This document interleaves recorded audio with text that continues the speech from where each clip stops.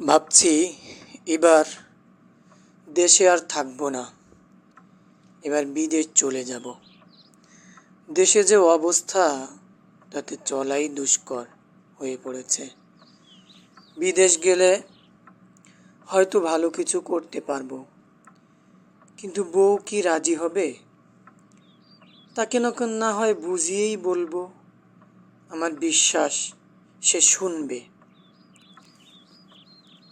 বিদেশ না গেলে আর হচ্ছে না। আর কতকাল এভাবে কাটাবো, আর কতকাল এভাবে চলবো? মানুষের কথা শুনতে হয়,